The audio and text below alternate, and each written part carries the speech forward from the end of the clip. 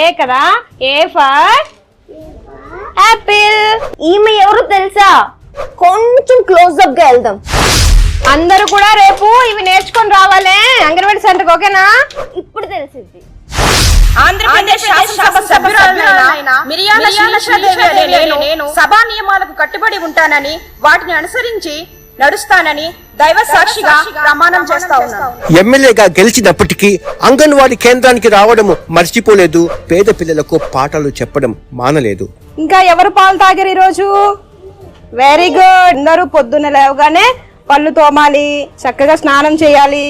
అవసరం అనిపిస్తేనే కారులో వెళ్తుంది, తక్కిన సమయంలో ఆటోనే ఎక్కువగా ప్రిఫర్ చేస్తుంది జర్నీకి ఈ ఎమ్మెల్యే.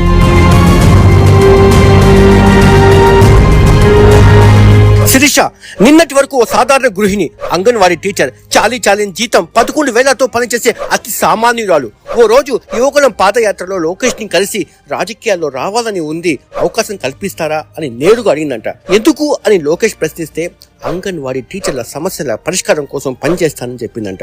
లోకేష్ నవ్వి ఊరుకున్నారు, అందరూ మర్చిపోయారు. సీన్ కట్ చేస్తే వన్ ఫైన్ డే ఆమె తలుపు తట్టి బీ ఫామ్ ఆమె చేతులు పట్టింది టీడీపీ. ఆమె గెలిచింది.